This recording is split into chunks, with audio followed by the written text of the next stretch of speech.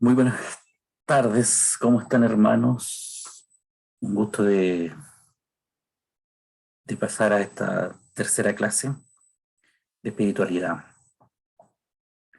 Bueno, han sido días de afán para muchos, para mí también, pero esperamos poder continuar esta capacitación.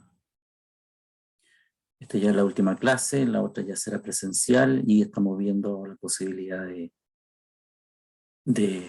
ver el tema con las fechas y que van a haber hermanos que no estarán, junto a nuestro pastor Cristian. Bien, hermanos, solo animarles a poder terminar este ciclo, luego ya viene un ciclo distinto y iremos obviamente evaluando todo lo que se va realizando. Lo importante, hermano, es que, tal como lo hemos dicho, tengan una noción básica, quizás muy básica, pero de los grandes temas de la cristiandad y teológicos que están en pleno desarrollo. Esto no es que exista la última palabra de algún teólogo, de algún ministro, pastor, respecto a X tema. Podrán haber libros excelentes que ustedes pueden comprar, pero luego saldrá otro mucho mejor, y así sucesivamente. Así es que es un tema siempre en desarrollo.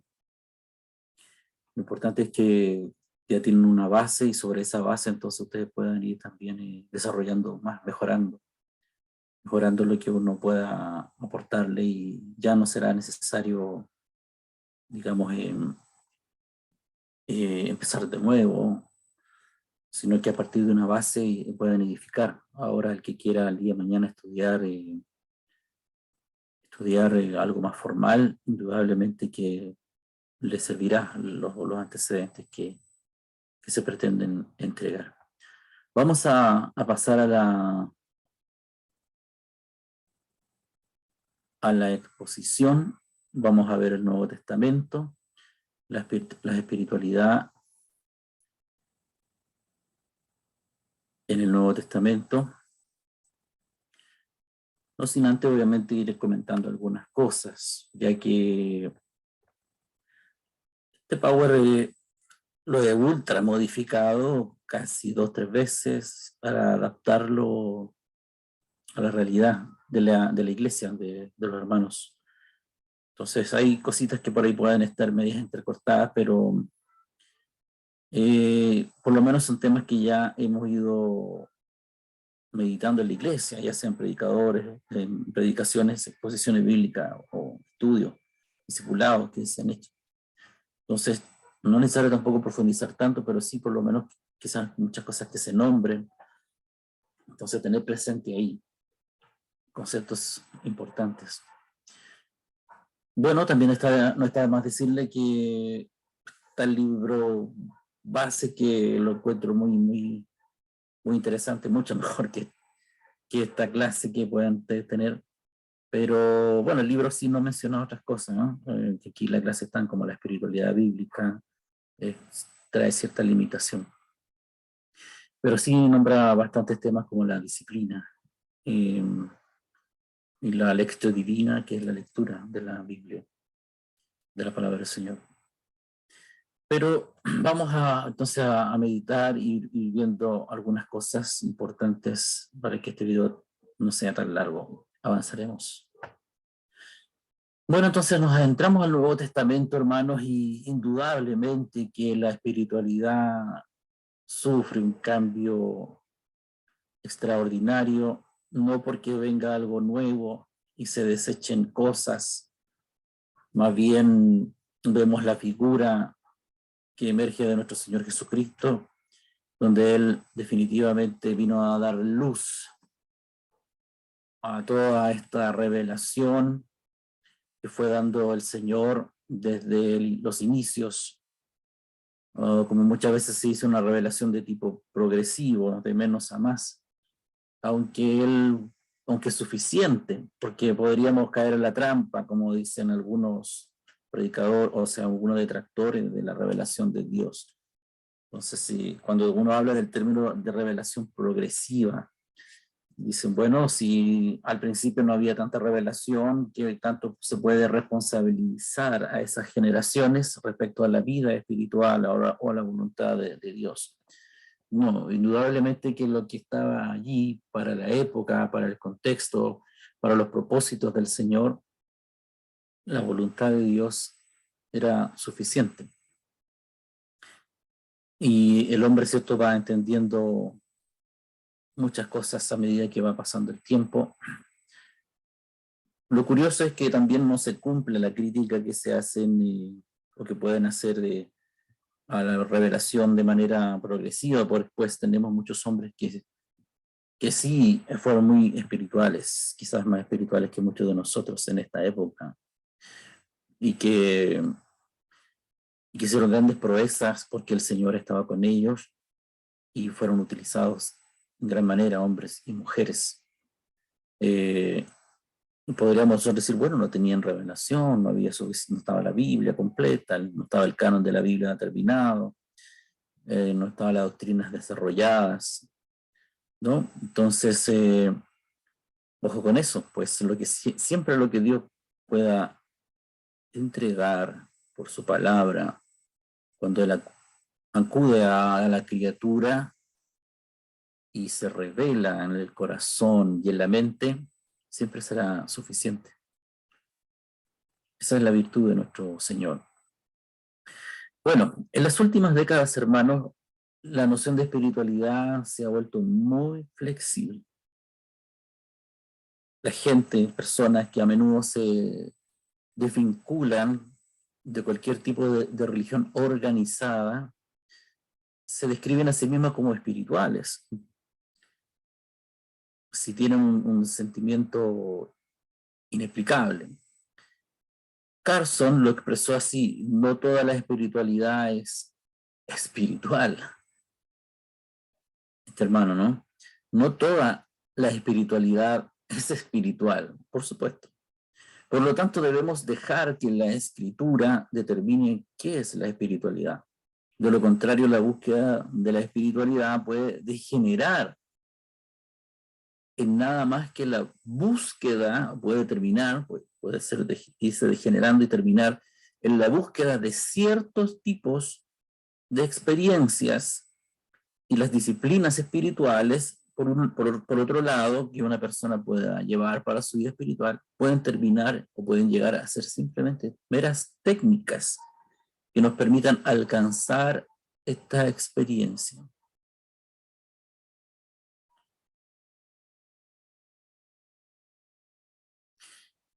Es importante, hermano, pues es común en nuestros medios, en nuestros contextos, personas que se alejan de la religión organizada. ¿A qué nos referimos con religión organizada? Una iglesia determinada, con toda una ordenanza, como la nuestra, que puede partir de una iglesia muy virtuosa hasta una secta, digámoslo así. Y en nuestros medios, en nuestros contextos, eso se está cumpliendo, incluso en nuestras propias familias. Muchos de nuestros familiares han dejado de congregarse por distintas razones, y cuando uno les comenta o les escucha, más bien dicho, hablar con terceros, bueno, se lo cuento de manera personal, uno los escucha y ellos dicen que son personas espirituales, que creen en el Señor por esto y por esto otro. Pero, curiosamente, ¿cierto? Uno dice, ¿y qué clase de espiritualidad se puede llevar? Entonces, ojo con eso, pues eso se está muy, muy presente en estos tiempos, en donde muchos hoy están defraudados de la organización de la iglesia, de presbiterios, de pastores, de la iglesia organizada en sí, y de la vida de iglesia. Están desilusionados de aquello y cometen el caso error de alejarse de la iglesia para terminar alejándose de Dios mismo. Antes de comenzar a discutir la espiritualidad bíblica, tenemos que hacer dos preguntas. ¿Qué significa ser espiritual? Dado que hay una amplia gama de personas e ideas que reclaman esta palabra espiritual o espiritualidad, ¿debería ser usada por los cristianos? Al principio, en las primeras clases hablábamos de las distintas espiritualidades orientales, de religiones asiáticas, de culturas antiguas, de civilizaciones como la griega y la romana, ¿cierto? Hablamos aquello de eso. Entonces, dado que mucha gente por muchos tiempos ha reclamado esta palabra espiritualidad, incluso en nuestra vida, en nuestro país se habla, y creo que en la Constitución que se está realizando de los convencionales, creo que también quedará reflejado algo relacionado con la espiritualidad del ser humano. Y ahí van a entrar todo tipo de prácticas, ritos. Bueno, ¿qué significa ser espiritual? Y dado que hay mucha gente reclamando, o gente o grupos reclamando esta palabra, ¿deberíamos usarla nosotros? Bueno, responderemos primero la segunda pregunta. Sí, debemos usar esta palabra. ¿Cierto? El teólogo Michael Haykin, en su libro El Dios que llama acerca, escribe que el término latino spiritus, del cual recibimos la palabra espiritualidad, fue utilizado por primera vez en el siglo V para instar a los cristianos a vivir una vida de acuerdo al Espíritu Santo. Por el mismo uso del término, en sus orígenes latinos, podemos ver, escribe este autor, ¿cierto? Hawkins, que la verdadera espiritualidad está íntimamente ligada al Espíritu Santo y a su obra. Estamos hablando de la obra que puede hacer el Espíritu Santo, ¿no? Y incluso, obviamente, no estamos haciendo una separación de la Biblia, incluimos la obra del Espíritu Santo respecto también de lo que puede hacer con la palabra del Señor, o la virtud, ¿cierto? No hay una separación ahí. Como cristianos, ser espiritual es fundamental para lo que significa habitar en el Espíritu. ¿Cómo sabremos entonces cómo ser espirituales? Por eso llamamos a la espiritualidad cristiana espiritualidad bíblica. Y parece ya repetitivo decir, oh, de nuevo, todo bíblico, cánticos bíblicos, oraciones bíblicas, sermones bíblicos, espiritualidad bíblicas. Pareciera una frase cliché, pero resulta que es así y tiene que llegar a ser así.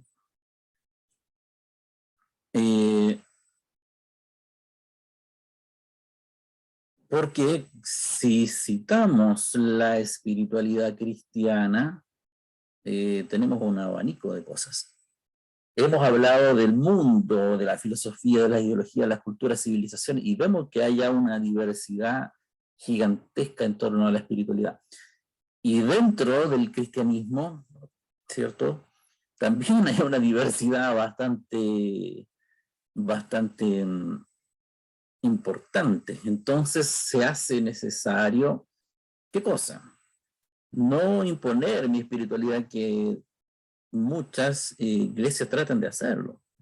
Y tratan de demostrar que es la espiritualidad correcta. Sobre todo aquellas que de alguna manera, ¿cierto?, creen en cosas nuevas, en el sentido de cosas que el Señor ha preparado para estos tiempos, ocultas, y que las revela solo a través de un avivamiento, a través de un supuesto despertar o una supuesta revelación particular. Entonces también tenemos que hacer ese ejercicio de acercarnos a la Biblia. Pues ¿quién regula siempre? ¿Quién regula? Esa es la gran pregunta que yo siempre hago en muchas cosas de la cristiandad y de las iglesias evangélicas. ¿Quién regula el culto? ¿Quién regula la vida espiritual? No, es que el Espíritu Santo nos guía, ¿sí? Como recién lo decía del teólogo, ¿no?, anterior. Que la vida, ¿cierto?, que, como lo decía, ¿cierto?, que la verdadera espiritualidad está íntimamente ligada al Espíritu Santo y a su obra. Sí, indudablemente es el que nutre de la vida espiritual a la cristiandad, Constantemente Él está haciendo, inicia una obra el Señor a través de su Espíritu, y fiel es, dice la Escritura, para terminarla. O sea, constantemente estará desarrollando y ayudándonos en la vida espiritual. Pero se refiere a todo aquello, pues, con ese mismo discurso. Muchas iglesias, mucha gente, muchos hermanos, nosotros los tenemos hablando de su vida espiritual, hablando de esto, de esto otro, etcétera, etcétera. Entonces, ¿quién regula? La teología pentecostal dice que el mismo Espíritu es el que regula. Sí, en cierta medida sí, por supuesto. Pero les contaba yo a muchos la experiencia en el ámbito pentecostal de que dice indudablemente el espíritu regular, ¿cierto? Pero vemos que al final existen contraposiciones que esta persona, este pastor, este predicador, pretende imponer, por así decirlo, una actividad espiritual, llámese predicación, llámese alabanza, llámese manifestación, llámese profecía, llámese, ¿cierto? Una expresión, una actividad espiritual, ¿cierto? Una llenura, dicen del Espíritu Santo, el Señor lo tomó y lo levantó bueno, sea cual sea la definición, muchos tratan de imponer frente a otro que hace lo mismo. Y yo les he contado muchas veces la experiencia de los presbiterios que participaba pentecostales, donde justamente se tenía, ¿quién regula? Si este reclama, si este se impone, si este quiere profetizar, y si este también, y si este dice que no, que él trae la palabra, que él trae la inspiración, que él trae el espíritu correcto. Al final se transforma en una disputa interna de espíritus o de posturas impuestas respecto en realidad de quién está ejerciendo mayormente una vida espiritual. Y al final nos enfocamos en la vasija, por así decirlo, más en lo que está llenando esa vasija. Entonces resulta cada vez necesario acercarse a la Biblia. Indudablemente que la Biblia es y regula. El Espíritu Santo, por supuesto, nos ayuda, pero también en conjunto con la Escritura. La Biblia finalmente nos regula. Bueno, el término espiritual bíblica tiene un sentido doble. Se refiere a una espiritualidad que es bíblica, es decir, a una espiritualidad determinada por las Escrituras. La Biblia define la forma y la estructura de la espiritualidad. Y segundo, espiritualidad bíblica se refiere a una espiritualidad que es impulsada por el contenido bíblico. En otras palabras, la Biblia es también el recurso para la espiritualidad. Entonces tiene una definición dual, ¿cierto? Se refiere a espiritualidad bíblica, a una espiritualidad que está determinada por las Escrituras, está regida y está escrito, ¿no? Lo que diríamos, no es quizás lo que se puede, más que lo que se puede hacer o lo que no se puede hacer, pero lo que está registrado en la Escritura, que es importante, lo que está registrado en las Escrituras, está determinado por las Escrituras. Y a su vez también la espiritualidad impulsada por el contenido bíblico, quiere decir que no solamente hablamos de espiritualidad y vemos, está registrado, no está registrado, es bíblico o no es bíblico. No solamente nos quedamos en esa acción, sino que además la misma Biblia, el contenido de la palabra del Señor, ¿cierto?, es un recurso para la espiritualidad. Obvio, pues la fuente a veces no necesariamente es el Espíritu Santo o un supuesto Espíritu Santo, ¿cierto? Puede ser cualquier cosa, hasta algo antropológico, algo humano. ¿Qué dice la Biblia acerca de la espiritualidad?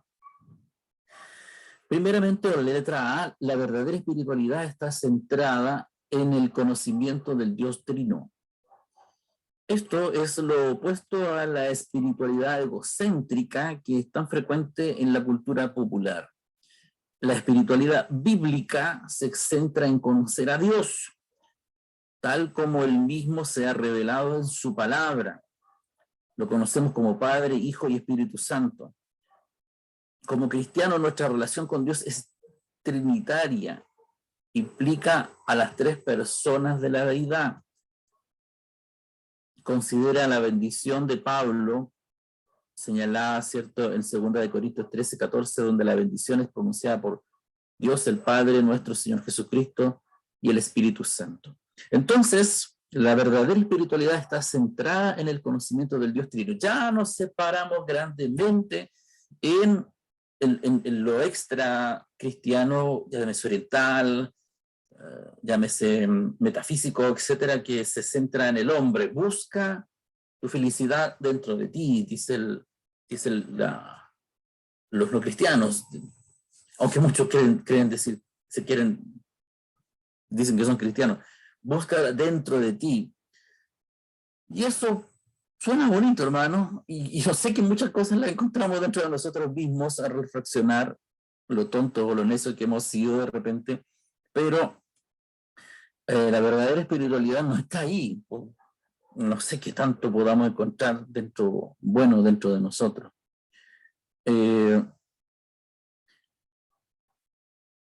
Y que sea nuestro, me refiero. Indudablemente que el Espíritu está dentro de nosotros y salta y fluye, ¿no? Como ríos de agua viva.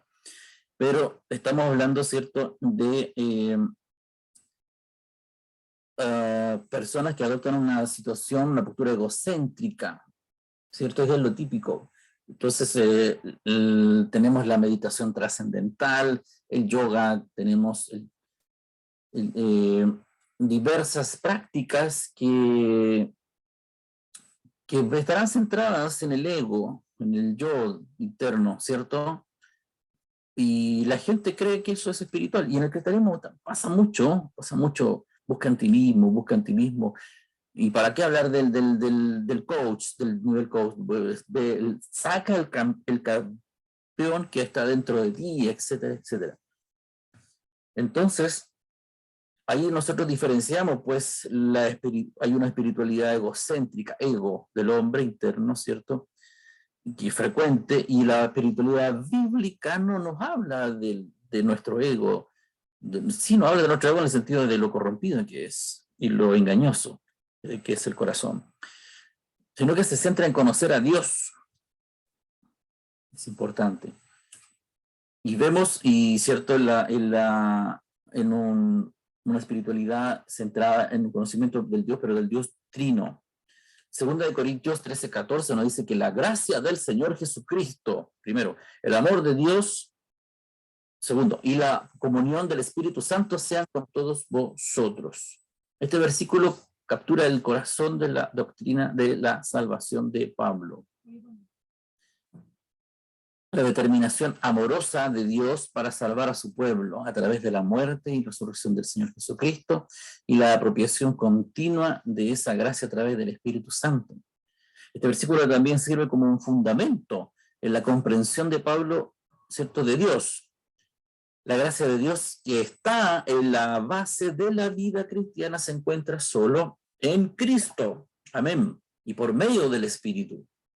Para Pablo, encontrar verdaderamente a Dios de una manera significativa es tratar con Jesucristo y el Espíritu Santo.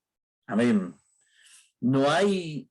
Nosotros no descubrimos un cristianismo dentro de nuestro ser, ¿no? Me miro en mi yo interno, yo empiezo a hacer meditación trascendental y busco a Dios aquí adentro.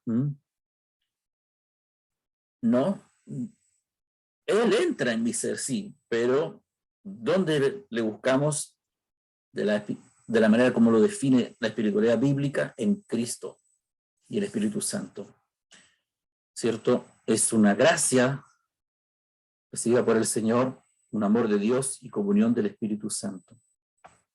Voy a ir rápido, hermano amado, para que el video no sea tan largo. B, consiste en el conocimiento de nosotros mismos a la luz de la Escritura, por supuesto. Es solo cuando llegamos a conocer al Dios de la Biblia que realmente comenzamos a conocernos a nosotros mismos. Amén. Así es. Ya que uno dice, conocer a ti mismo y vas a poder hacer esto otro. Sí, Mira, lo que pasa es que hay ciertas verdades en esas palabras de conócete a ti mismo, sí, porque de repente hay gente que no se conoce, o que se engaña, más bien dicho, ¿no? Nosotros debemos ser lo suficientemente sinceros para decir yo soy un carnal, yo soy un flojo, yo soy un perezoso, yo soy una persona que no le cuesta avanzar, le cuesta orar, le cuesta leer la Biblia, le cuesta congregarse, eso es lo que somos. Entonces, y lo podemos vivir todos los días. Cuando llegamos a conocer al Dios de la Biblia, realmente comenzamos a conocer a nosotros mismos, pues nos reflejamos en Él y nos damos cuenta que lo pecadores que somos, lo tan fuera de la voluntad que estamos de Él.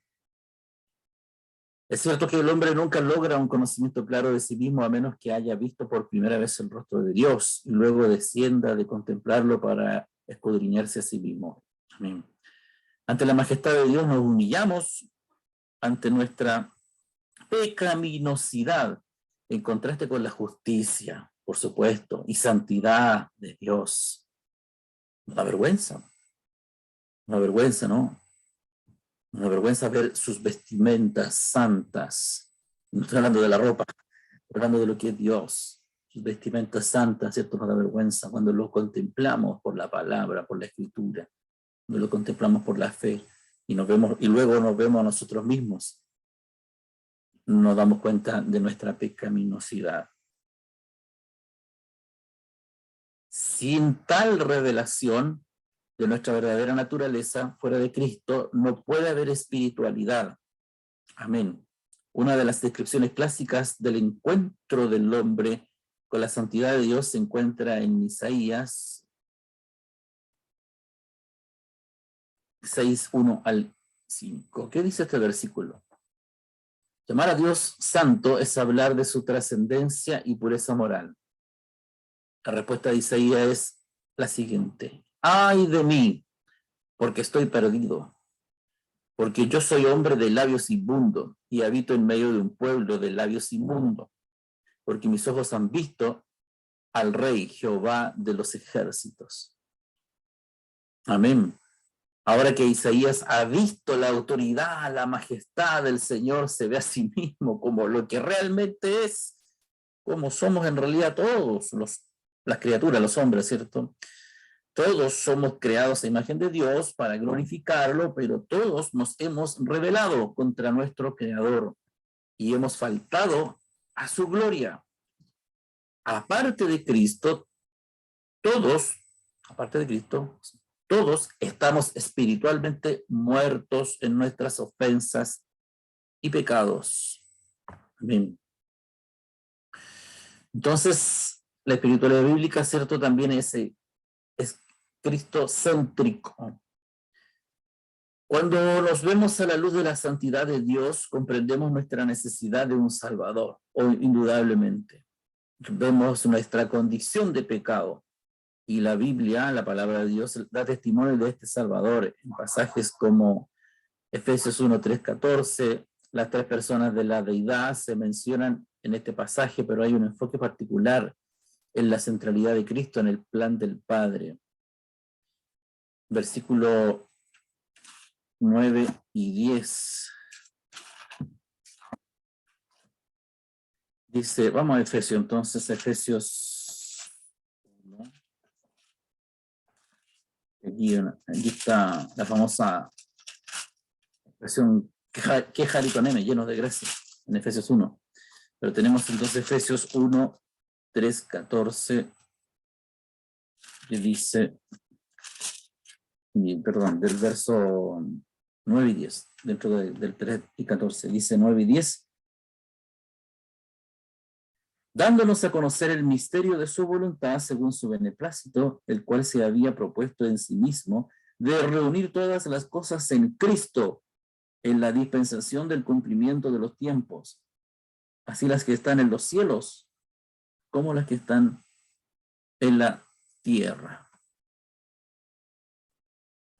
Bueno, entonces, en este libro, en este capítulo de Efesios, primer capítulo de Efesios se mencionan las tres personas de la deidad, pero hay un enfoque particular en la centralidad de Cristo. Vámonos más para atrás, pues empecemos del versículo 3. Dice, bendito sea el Dios y Padre de nuestro Señor Jesucristo, que nos bendijo con toda bendición espiritual en los lugares celestiales en Cristo, según nos escogió en Él antes de la fundación del mundo, para que fuésemos santos y sin manchas delante de Él, en amor, habiéndonos predestinado para ser adoptados hijos suyos por medio de Jesucristo, según el puro afecto de su voluntad, para alabanza de la gloria de su gracia, con la cual nos hizo aceptos en el amado, en quien tenemos redención por su sangre, el perdón de pecados según las riquezas de la gracia, hizo sobreabundar para con nosotros en toda sabiduría e inteligencia, dándonos a conocer el misterio de su voluntad según su beneplácito, el cual se había propuesto en sí mismo.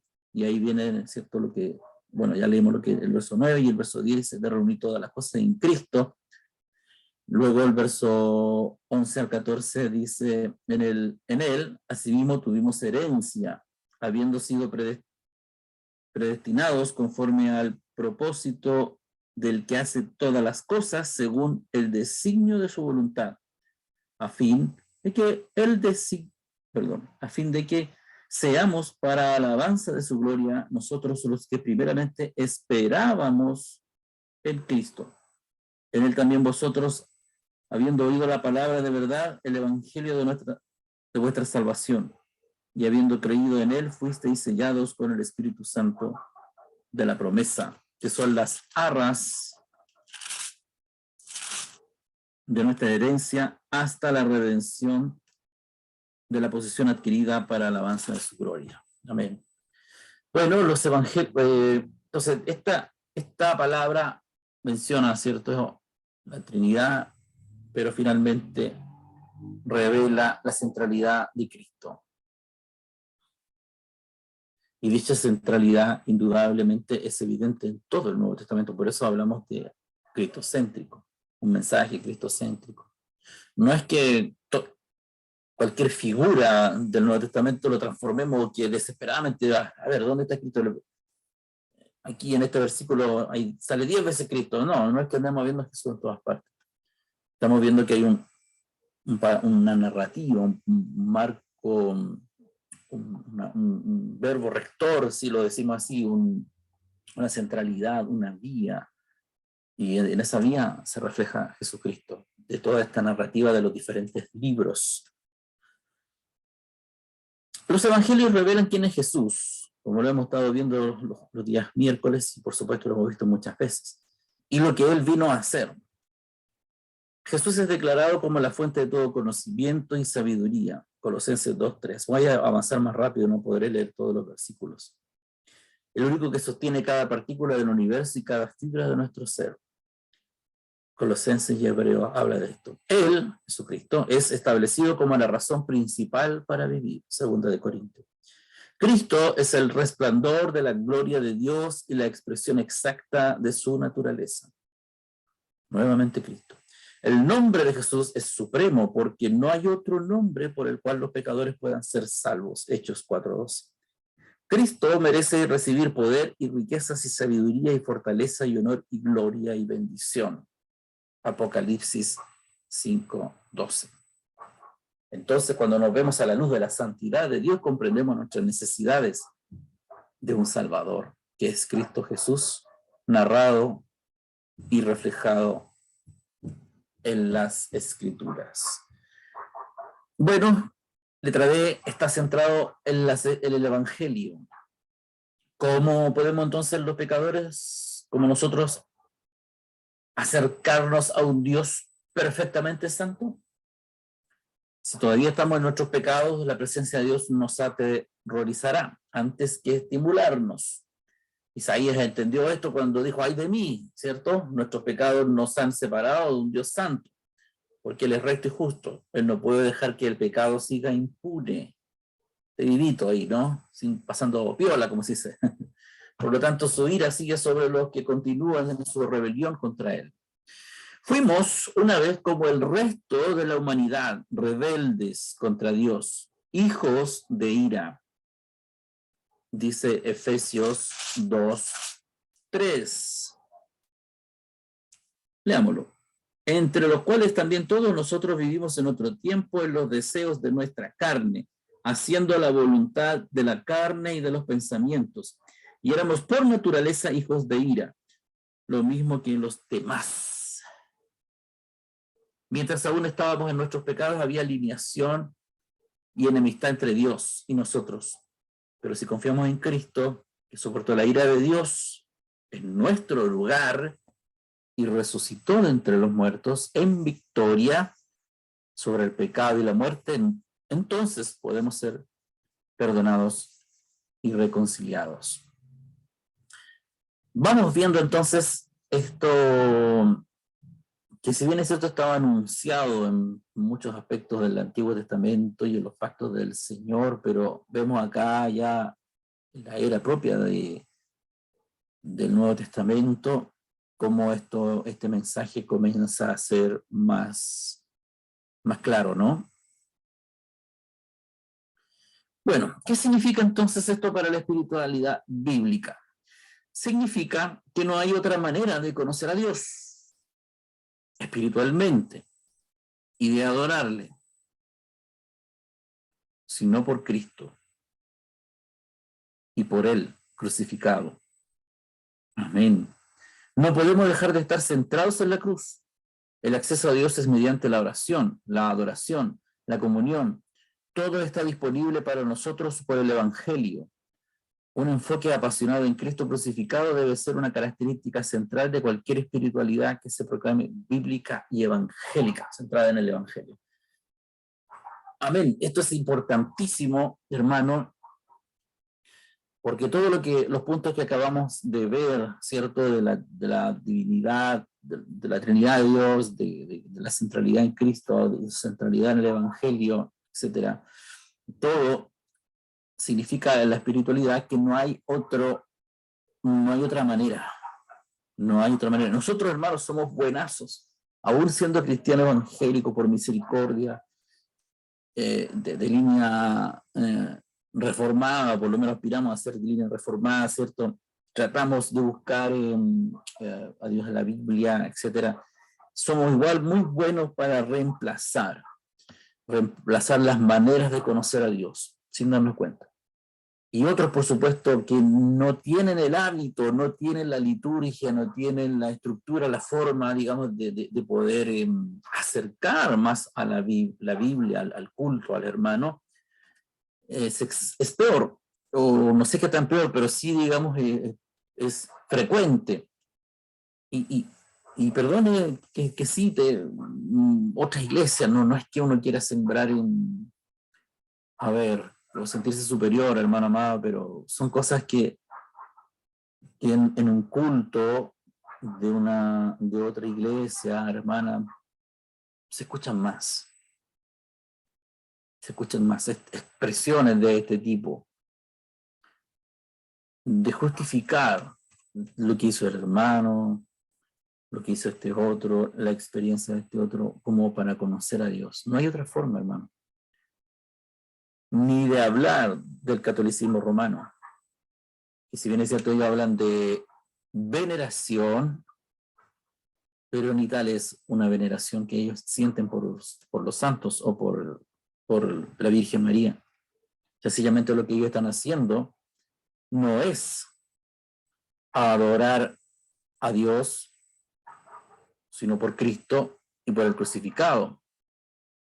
No están centrados en la cruz, pues fijan sus ojos en María, en el rosario, en lo que ella pueda hacer como intercesora ante Dios o ante Cristo, porque en realidad ellos conocen, el catolicismo reconoce que solamente Jesucristo es el mediador, pero ellos hablan de intercesión, que es bíblica, y por supuesto que es bíblica la intercesión. Yo hago intercesión, usted haga intercesión, e intercedemos por nuestros hijos, por nuestra familia, pero ellos maximizan la intercesión y prácticamente es una mediación. Al momento de defenderse como gato de espalda, ¿cierto? Dicen, no, nosotros creemos que Jesucristo es el mediador, porque la Biblia lo dice, pero también la Biblia habla de intercesión, y María es nuestra intercesora. Así como usted va con su pastor y le pide al pastor que le ponga las manos, que ore por usted, así nosotros también vamos a María. entonces tenemos como intercesora. Pero vemos que hay un culto, hay una latria, como ellos dicen, un culto. En realidad hay la liturgia misma de la misa, que sería nuestro culto, ¿no? Vemos que hay veneración en medio de la gloria que se está dando, o que se pueda estar dando a Dios. Sale María. Es como extraño, es una mezcla.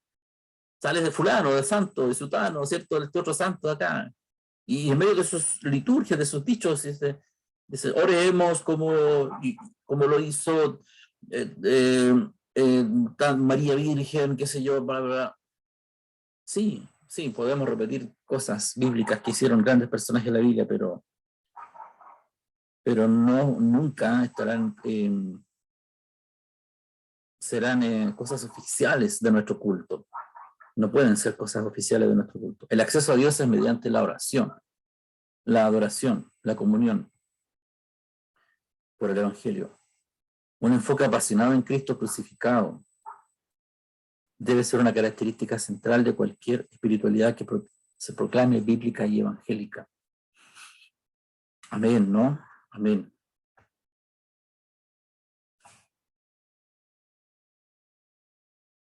Un poquito esto. Es especialmente importante que hagamos hincapié en este punto porque vivimos en una época en la que comúnmente se asume que la espiritualidad funciona a un nivel más profundo que las palabras.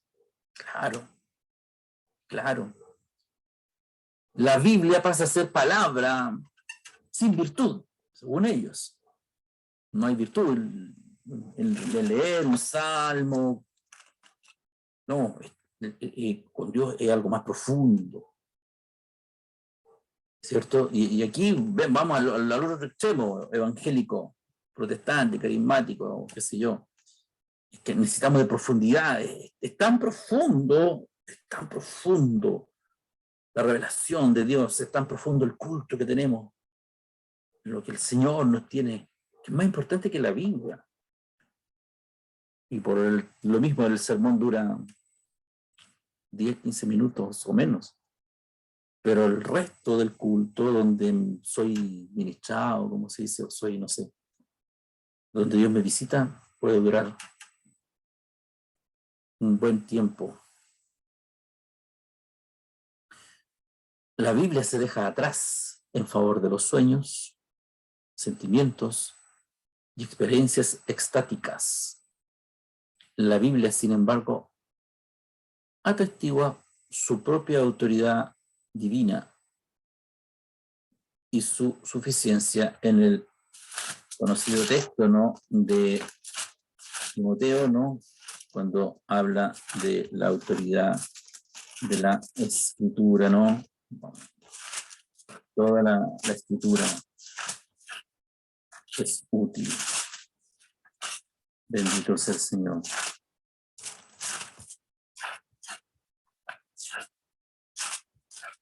Veamos, para que resaltemos esto que estamos viendo. Toda la escritura es inspirada por Dios y útil para enseñar, para redarguir, para corregir, para instruir en justicia, a fin de que el hombre de Dios sea perfecto enteramente, preparado para toda buena obra. Entonces la Biblia se deja atrás en favor de una experiencia más fuerte, del sueño, del sentimiento, porque se cree que la palabra que se habla, o que las palabras que se puedan hablar en un sermón de la Biblia, o el simplemente hecho de recitar un salmo, no sería lo suficientemente espiritual o profundo. Necesitamos un nivel, necesitamos sumergirnos más. Y a eso malamente se recurre a los sueños, a los sentimientos, a las experiencias extáticas. Y aunque así fuera, hermano, volvemos otra vez a lo mismo. Y aunque así fuera, volvemos atrás. ¿Quién regula? ¿Quién regula los sueños que tienes? ¿Quién regula esos sentimientos? ¿Quién regula esas experiencias extáticas? Ese nivel, comillas, profundo. ¿Quién regula? Y ahí encontramos expresiones como, no, lo que pasa es que yo me fui a la profunda. No, es que la revelación que tengo, y ahí empezamos a ver a Maldonado, a Cash Luna, tuve un encuentro con Dios, Dios me llevó. O sea, mi profundidad, mi nivel de profundidad es más que el tuyo. Es más que el pastor de allá, que fulano. ¿Se fija? Entonces la espiritualidad pasa por eso. Es algo egocéntrico, es algo antropológico y no guarda relación con las palabras de la palabra de Dios, de la Biblia, donde justamente viene acá Timoteo nos dice que toda la escritura es suficiente para eso. Amén. Como cristianos debemos ser personas del libro. Peter Adams, en su libro de Escuchar las palabras de Dios, describe la forma de la espiritualidad bíblica de esta manera. Su contenido y enfoque es Dios en Cristo. Su práctica es oír la palabra de Dios por la fe. Su experiencia es la de encontrar a Dios en sus palabras, dadas por el Espíritu. Su resultado es la confianza en Cristo, en nuestro Padre Celestial. Amén. Amén. Fe, letra F, es una espiritualidad corporativa también, la espiritualidad bíblica, la verdadera espiritualidad. Es una espiritualidad corporativa, vivida en amorosa comunión con otros creyentes. Bueno, está más que claro, ahí nos sirve un evangelio solitario. A menudo se supone que la espiritualidad es una cuestión personal, ¿ves? Mi profundidad, al nivel que me sumergí en Cristo. A menudo se supone que la espiritualidad es una cuestión personal, sino privada. Y se supone que el crecimiento espiritual es más individual que corporativo. Corporativo estamos hablando de cuerpo, ¿no? De un grupo de personas. Pero fundamentalmente somos miembros de comunidades, miembros del cuerpo de Cristo, parte del pueblo de Dios. Y esto nos afecta más de lo que nosotros nos podemos dar cuenta, hermanos, por las comunidades a las que pertenecemos. Amén, así es, ¿verdad? En otras palabras, aunque se trate de una clase sobre las disciplinas espirituales personales, debemos tener cuidado de no desatender la naturaleza corporativa de la vida cristiana. Las disciplinas espirituales personales complementan nuestra vida juntos como iglesia. Sí, yo puedo tener aislamientos, retiros, reflexiones personales. Puedo apartarme en mi pieza y cerrar la puerta y buscar a mi Padre que está en lo secreto, y mi Padre que está en lo secreto me recompensará en público. Sí, una preciosa vivencia, vida personal, nivel de profundidad. Pero eso se complementa en la vida en comunidad, con la iglesia. Cualquier disciplina que estemos haciendo, estemos orando en la casa, estemos ayunando, estemos leyendo activamente la Biblia, eso tiene que complementarse con más Biblia, con más oración y con más ayuno que la iglesia pueda realizar. De hecho, todas las disciplinas espirituales personales tienen un elemento corporativo significativo. Nuestra ingesta bíblica, el beber Biblia, el comer, ¿cierto?, no solo nos nutre, sino que también nos equipa para aconsejar y edificar a otros. Del mismo modo, debe haber un componente de intercesión para los demás en nuestras oraciones. La confesión del pecado no es solo individual, sino que también confesamos el pecado corporativamente como comunidad del pueblo. Sí, si bien es cierto, nosotros no tenemos sacerdotes, pero sí hemos confesado pecado. Yo le he confesado pecado, confesado a Villerros, no a cualquiera en la iglesia, indudablemente, para que no salga después hablando, pero sí, de vez en cuando puedo tener conversaciones con muchos de ustedes, principalmente con nuestro pastor, con hermanos ancianos, qué sé yo, con hermanos que yo pueda entender que tienen cierta madurez, ¿cierto? Yo no le voy a comentar mis pecados a un alma nueva, pues nunca más volverá a la iglesia. Entonces hay cierto grado de corporatividad. No podemos orar, nutrir, de leer Biblia y hacer un montón de cosas, de disciplinas y ejercicios espirituales, siendo que estos también necesariamente están relacionados con la vida de iglesia. La práctica del evangelismo, del servicio y de la mayordomía también se llevan a cabo en asociación con otros creyentes. Nosotros no llevamos un evangelio en este sentido de la mayordomía o del servicio solitario, sino a quién vamos a servir. Nos serviríamos nosotros mismos. Finalmente, el fruto del Espíritu no puede cultivarse aislado de otros creyentes. Así es. La espiritualidad, que es personal y no corporativa, está segura de ser infructuosa, porque la madurez es fundamentalmente corporativa en el Nuevo Testamento. Escuchemos lo que Pablo dice en Efesios, en Efesios 4:11.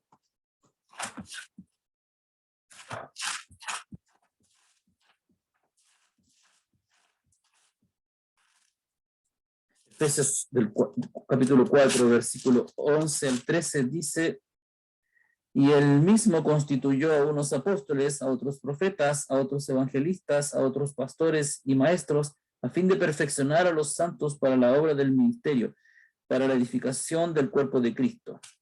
Amén. Entonces la espiritualidad, que es personal y no corporativa, está segura de ser infructuosa porque la madurez, como dice la idea de acá, el escrito, es corporativa, como lo señala al constituir diversos ministerios y servicios del Señor, que nos vamos nutriendo el uno con el otro. Entonces, para sintetizar, comprender la espiritualidad bíblica tiene una enorme importancia para la forma en que pensemos acerca de las disciplinas espirituales personales. Nuestra práctica de las disciplinas espirituales debe estar centrada en Dios, centrada en Cristo y centrada en el Evangelio. La Biblia es fundamental. El aporte bíblico no es solo una de muchas disciplinas espirituales, es el recurso primario. No puede haber espiritualidad si no está fundado en Biblia, en el conocimiento bíblico. Es el recurso primario que alimenta nuestra práctica de las otras disciplinas espirituales que podamos realizar. Finalmente, no practicamos las disciplinas espirituales aisladas de otros cristianos, más bien crecemos en madurez juntos como miembros de una iglesia local. Amén. Así es, este primer preámbulo queda bastante largo y bastante importante de lo que es la espiritualidad bíblica. Ahora nos acercaremos un poquito más a lo que es ciertos contenidos del Nuevo Testamento, que seguramente ustedes lo habrán escuchado, pero yo los voy a ir resaltando acá para entender que aquello aportó grandemente a la espiritualidad de la iglesia en las cosas que dijimos anteriormente, ¿no? Espiritualidad mesiánica. Los evangelios, Nuevo Testamento, partimos desde el comienzo, nos muestran que en tiempo de Jesús el pueblo judío vivía en espera de un Mesías. Incluso al terminar el Antiguo Testamento, eso fue creciendo en los tiempos del post-exilio, cuando retornaron, ¿cierto?, a su tierra del post-exilio. Ellos como que les empezó a picar el bichito y comenzaron a anhelar en sus corazones el rey perfecto, el régimen, el gobierno eterno prometido a David, prometido en el Antiguo Testamento, ¿no? Este Mesías. Entonces, esto comienza a acrecentarse. El pueblo judío vivía en espera de un Mesías, del ungido enviado por Dios para que les diera libertad, en este caso, el poder del Imperio Romano, y diese un comienzo al esperado reino de Dios. De hecho, sabemos que por entonces hubo varios que se autoproclamaron Mesías antes de Jesús. Se trataba de una espiritualidad muy esperanzadora, esta espiritualidad mesiánica, mucha esperanza, mucha fuerza, que tenía su origen en tiempos de la monarquía, claro, como se lo señalé, ¿cierto? O quizás antes, y se difundió mucho en el posexilio, cuando Israel dejó de ser independiente y encontró en la figura del Mesías, aquel que por medio del cual Dios instauró su pleno y definitivo reinado, llegando así el fin de los tiempos y la eterna paz y felicidad.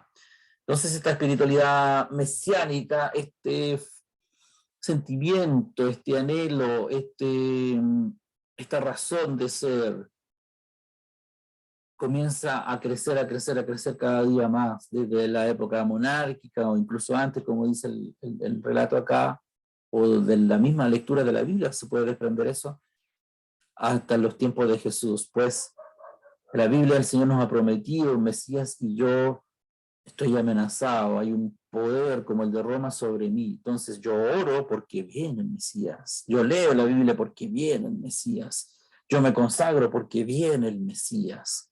¿Se fijan? Una espiritualidad mesiánica. Yo hago esto otro. Todo lo que pueda hacer y extraer del rito de la Biblia, qué sé yo, las costumbres de la época de Jesús, ¿cierto? Para fomentar lo espiritual, lo hago, pero no lo hago solamente porque está la Biblia, porque quiero buscar a Dios, sino que lo hago porque viene el Mesías, viene ya. Muchos se levantaron diciendo que era el Mesías, entonces con mayor razón eso avivaba más ese concepto. La espiritualidad cristiana nació en medio de una expectativa escatológica.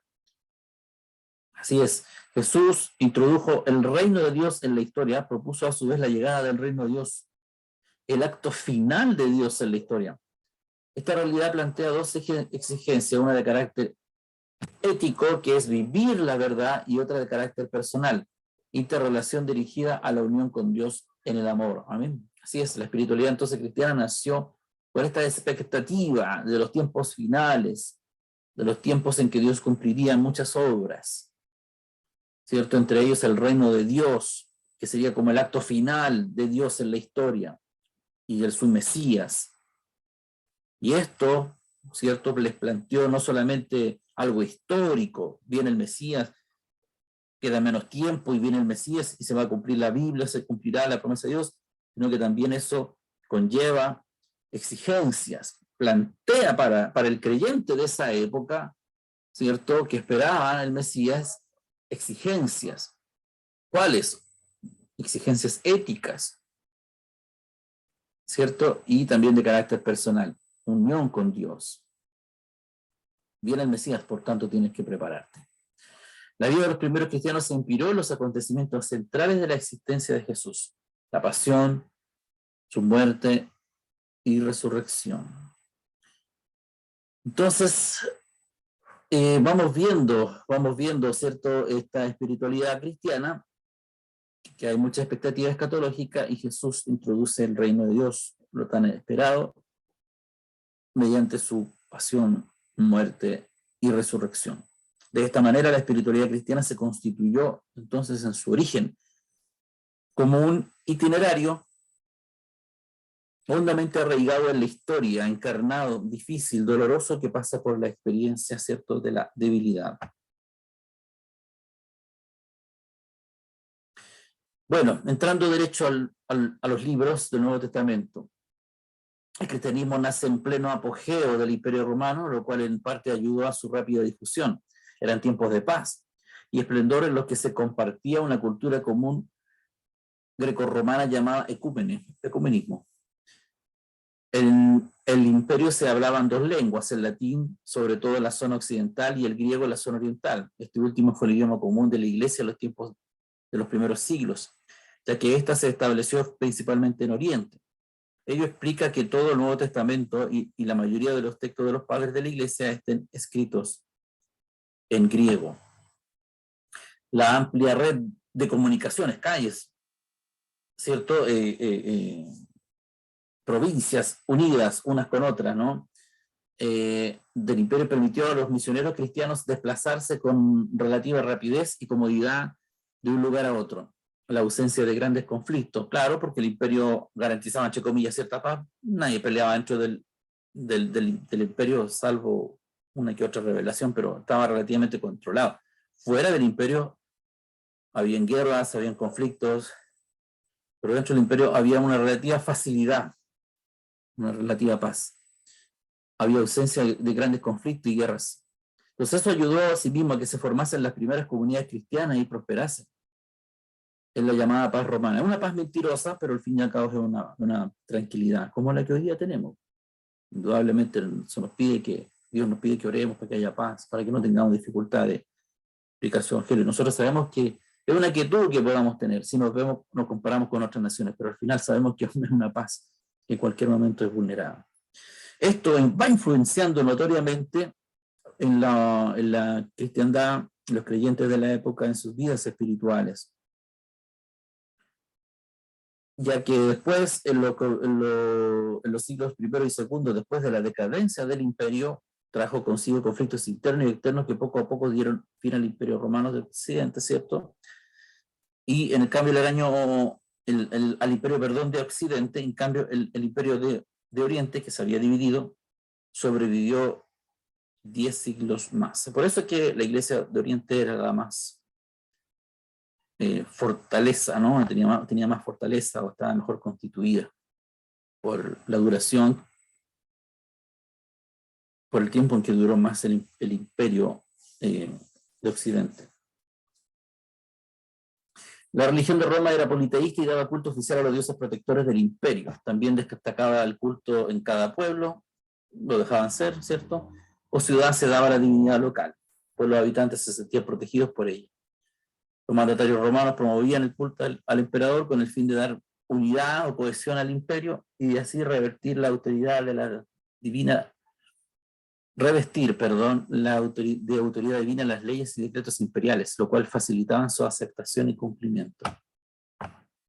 Por otra parte, la filosofía griega llevaba ya años creciendo y evolucionando dentro de ella y se crearon movimientos que proponían una interioridad ética alternativas para dar respuesta al ambiente de corrupción moral que se vivía en la sociedad de entonces.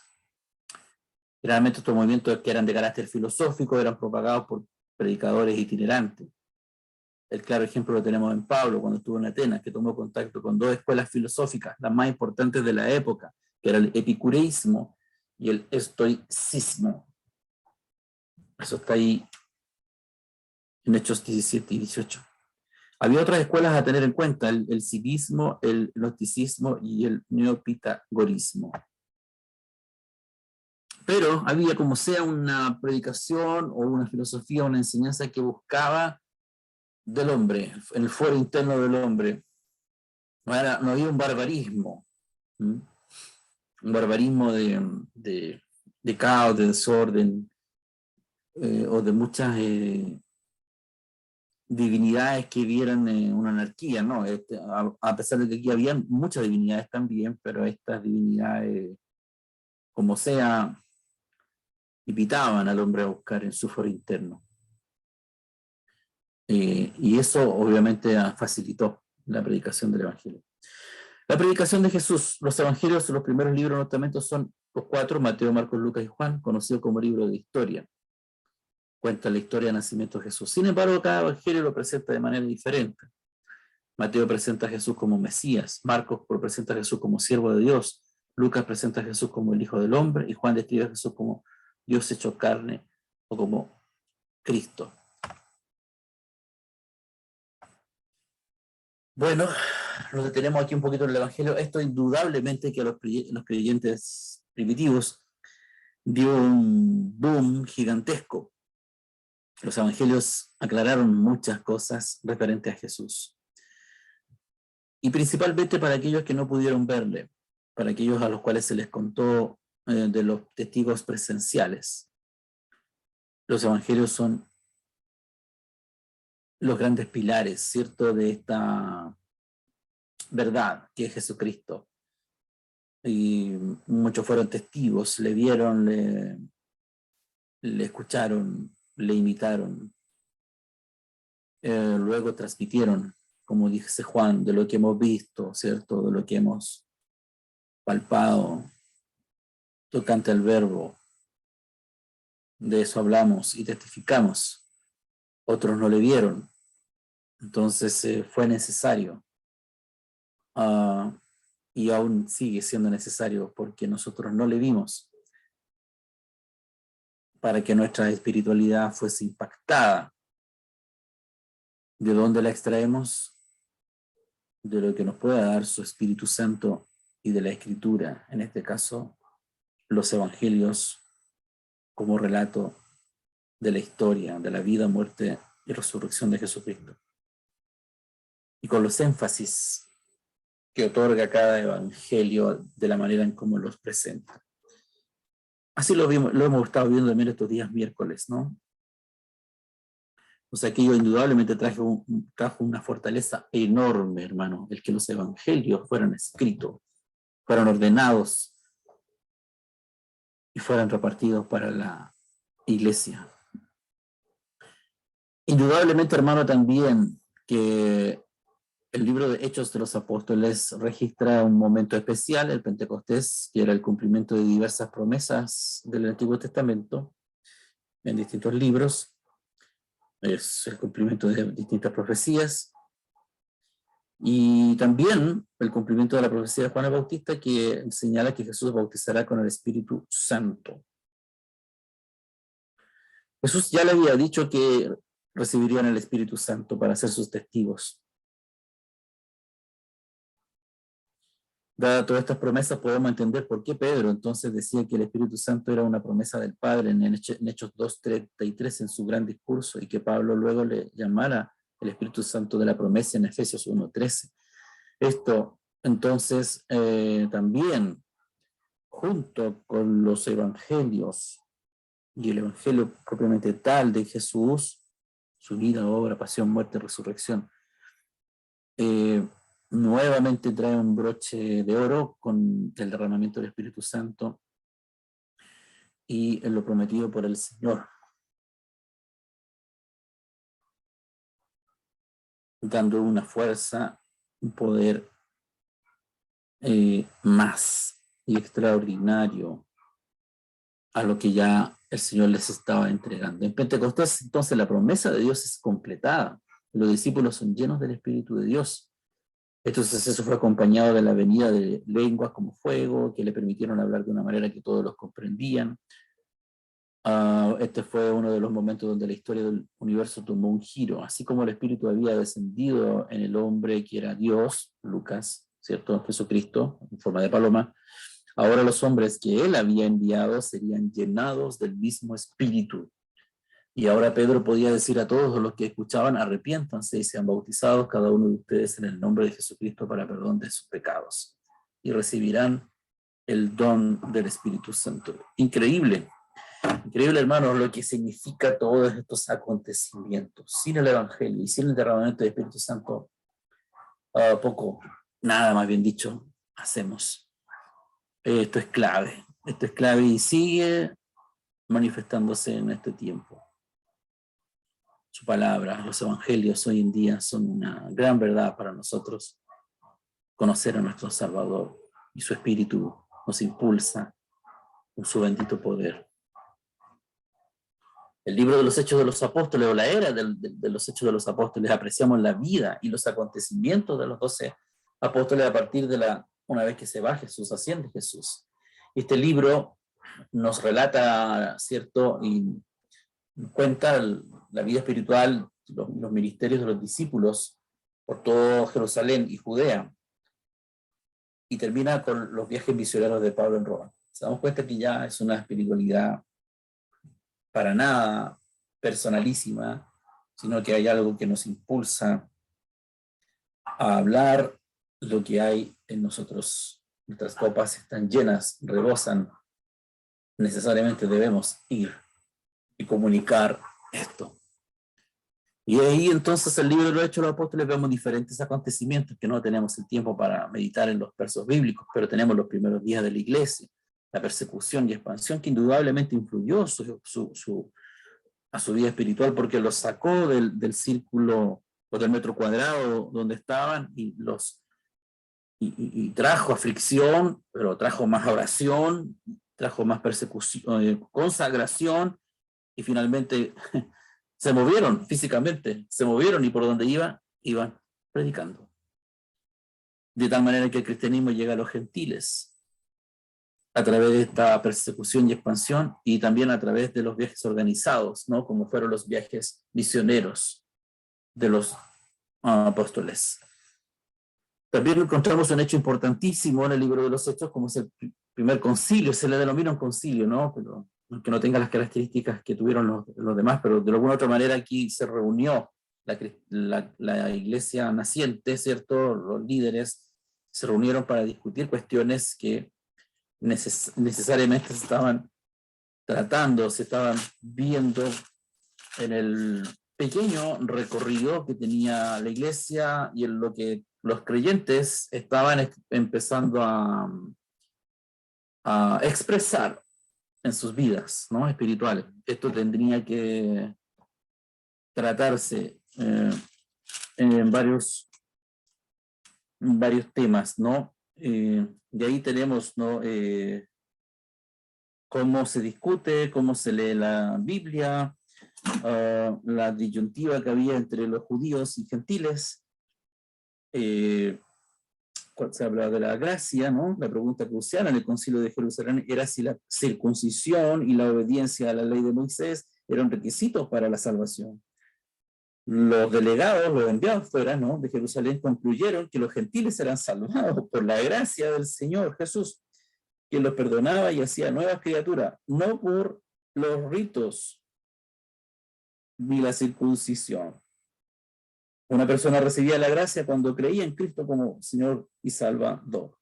Esa respuesta a la gracia de Dios le da el derecho de llegar a ser hijo de Dios. Era el Señor que intervenía en los corazones, entonces los hacía creer, los hacía a dar este paso. No eran los ritos, por así decirlo, ¿no? Así oyeron a Bernabé y a Pablo, y después de todo esto, ¿cierto?, legislaron, concluyeron ciertas cosas que no exigirían a los gentiles, como dice el verso 28 del capítulo 15, respecto a las vidas y prácticas espirituales, porque ha parecido bien al Espíritu Santo y a nosotros no imponeros ninguna carga más que estas cosas necesarias: que os abstengáis de lo sacrificado a ídolos, de sangre, de ahogado y de fornicación, de las cuales cosas, si os guardareis, bien haréis. Ahí está. El concilio termina entonces con esa conclusión para la iglesia naciente y principalmente para la población gentil, que cada vez se hacía más numerosa, más que la población judía, de creyentes judíos, y cierto, ellos manifestaban su fe. Luego tenemos el aporte de las epístolas paulinas, ¿no?, cuando ya la iglesia estaba formada, todo esto estaba funcionando, la espiritualidad había sido grandemente impactada, y solo ahora necesitamos ir ordenando algunas cosas. Hay creyentes mucho más maduros, han crecido en la gracia del Señor, en el consejo, en el evangelio, vidas transformadas, pero ahora el día a día debe también ser regulado. Debe ser regulado y aconsejado. Y para ello nacen estos 13 libros que siguen los Hechos de los Apóstoles, las epístolas y cartas de Pablo, entre otras. Las primeras 9 cartas son para grupos religiosos en varias regiones. Él les escribió para responderles de las preocupaciones que pudieran tener y para que hicieran frente a la forma correcta en que los cristianos se debían comportar. Ahí tenemos entonces Romanos, Corintios 1 y 2, Gálatas, Efesios, Filipenses, Colosenses y Tesalonicenses 1 y 2. También tenemos los siguientes 3 libros. De las 13, las epístolas paulinas son Timoteo 1 y 2 y Tito. Estas son conocidas como las epístolas pastorales, ¿no?, que fueron escritas para líderes de la iglesia. Bueno, obviamente el grupo creció, la gente estaba manifestando su espiritualidad gracias al Señor, pero también era necesario dirigir y gobernar esto conforme el Señor también mismo lo estableció. Entonces ahí se prepara y se dan importantes instrucciones en el libro, o la carta, o la epístola, me habían dicho, de Timoteo 1 y 2 y Tito. Pablo escribió entonces para tranquilizar y animar a estos líderes en diversos temas. Luego tenemos el libro de Hebreos, que también se menciona que es Pablo el autor, más ahí hay una discusión, pero que no viene al caso hablar de eso ahora. Pero en este libro es otra carta o epístola cuya autoría se discute. Entonces Hebreo fue escrito para disuadir a los cristianos judíos de volver al judaísmo del Antiguo Testamento. En este libro se explica la importancia de Jesús por sobre el camino antiguo del Antiguo Testamento. Entonces es importante también porque todavía está dando vuelta la idea de agregar, de sumar, ¿cierto? Ya no era Jesús, era Jesús más. Jesús más esto, esa es la verdad, esa es la práctica, esa es la vida espiritual, en esto consiste. Jesús más, no. Entonces explican en este libro entonces, y se trata de convencer a los cristianos, los creyentes judíos, que no vuelvan al judaísmo del Antiguo Testamento, pues Jesús es más importante que el camino antiguo. Luego tenemos epístolas generales que van registrando distintos acontecimientos que ocurren en los creyentes, en sus vidas, cambiadas, transformadas en el día a día de su vida espiritual. Y estos libros fueron escritos por diferentes autores: Juan, Pedro 1 y 2, Juan 1, 2 y 3 y Judas. Estas cartas fueron escritas a una gran parte de los cristianos con énfasis en los judíos cristianos. Los temas incluyen la responsabilidad cristiana, el autoexamen, el estímulo para los cristianos que fueron víctimas de persecución y el recordatorio de la práctica del cristianismo en la vida cotidiana, y la alabanza para los cristianos cuya vida refleja la enseñanza de Cristo. Son importantes escritos que van obviamente relatando y sobre todo también a los énfasis a los judíos, a los creyentes judíos. Es importante porque siempre va a estar ahí presente el tema judío, ¿no? Que traía cierto tropiezo, entonces constantemente también tenía que estarse repasando. Finalmente tenemos el libro de Apocalipsis o Revelaciones, el último libro del Nuevo Testamento, ya donde las comunidades cristianas estaban asentadas, con sus respectivos gobiernos, con sus respectivas instrucciones. La Biblia estaba siendo distribuida, no como la conocemos ahora, indudablemente, pero sí se estaba instruyendo, se estaba desarrollando la vida espiritual grandemente la iglesia. No cesaba la persecución, al contrario, y en ese contexto, ¿cierto? Está Revelaciones o Apocalipsis, que el tema principal de este libro es la existencia, la rectitud, el poder, la justicia, el reino, la bondad de Dios y Padre de Jesucristo. Y describe el libro proféticamente en los tiempos finales, el éxtasis, la tribulación, juicio de Dios, etcétera, etcétera. Y detalla obviamente acerca de la venida de Jesucristo y advierte contra el anticristo. Son situaciones que también van golpeando la vida espiritual de las personas y que hoy día está todo vigente, indudablemente. Nosotros, esto no es solamente este recorrido de los hechos de los apóstoles, las cartas y Apocalipsis, no es solamente un recorrido de lo que fue la iglesia primitiva, no, es también nuestro recorrido. Nosotros hemos sido como creyentes en Cristo salvados por su gracia bendita, hemos sido evangelizados a través de su palabra. Para ello el Señor ha tomado a hombres que nos han enseñado, y también por supuesto su Espíritu nos ha guiado, nos ha llenado, nos ha enseñado, nos ha llevado, nos ha convencido, ¿cierto? Y luego nos ha insertado en un grupo de personas, de cristianos que estamos viviendo lo mismo todos, estamos experimentando lo mismo y estamos aspirando a lo mismo, tenemos las cosas en común, al mismo Dios en común.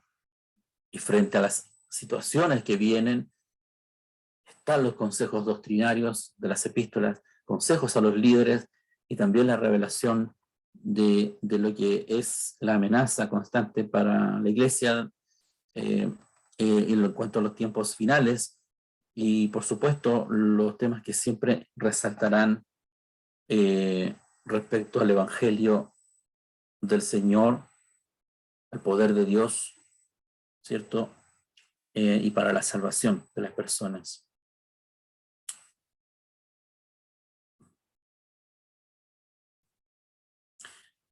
Bien, estimados hermanos, hemos hecho un recorrido muy rápido al Nuevo Testamento. Yo sé que se han quedado un montón de cosas en el tintero, pero la idea tampoco es hablar de todos los libros del Nuevo Testamento, que indudablemente ordenaron y contribuyeron poderosamente a la vida espiritual de los creyentes para formar una iglesia sana, una iglesia sin trabas, sin,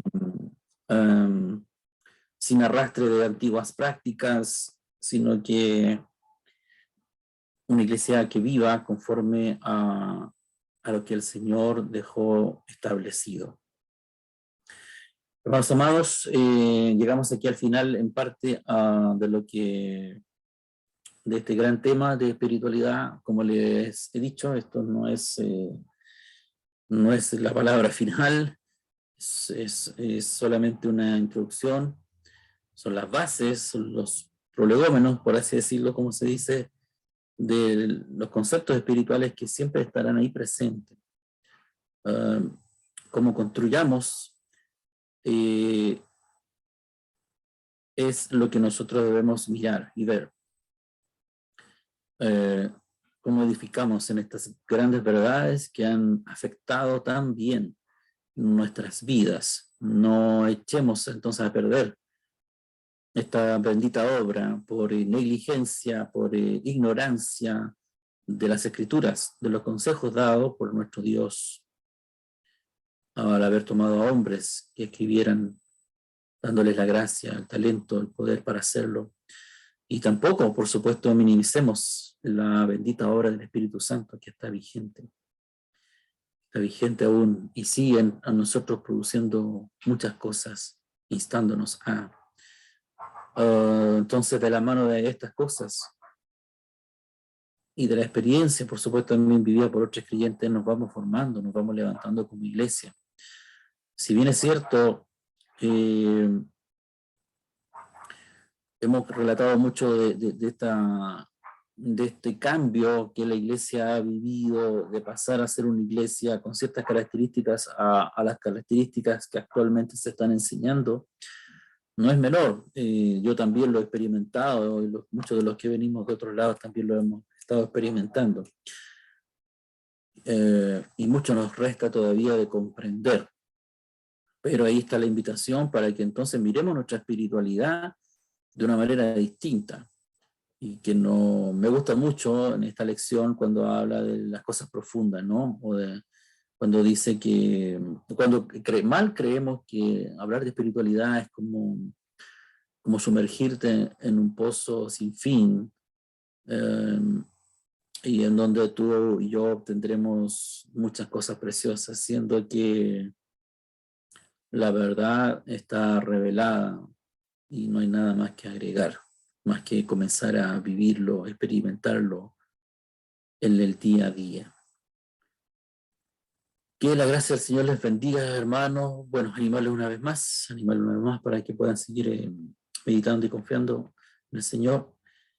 Y luego también son enviadas las preguntas que les vuelvo a decir, si lo han notado ya, no son preguntas de bueno o mala, son más bien preguntas de tipo de desarrollo, en las cuales a ustedes se les invita a reflexionar. Esta asignatura no es una asignatura que necesariamente tengan que definir conceptos y por ende tratar de no equivocarse al definirlos, no, van a hablar de tal tema y se van a referir a ese tema lo más que puedan rescatar de ese tema.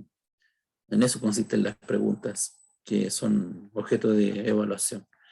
Y ya nos estaremos viendo pronto, ¿cierto?, para la clase presencial, en donde esperamos hacer un repaso general, y por supuesto la prueba final o cuestionario evaluativo final, para ya ir dejando atrás este ciclo importantísimo de vida espiritual. Y bueno, y la importancia también, hermano, de continuar en la vida espiritual creciendo. Que tu vida y mi vida siga siendo afectada positivamente en el Señor. Que la gracia del Señor les bendiga y les guarde, hermanos amados.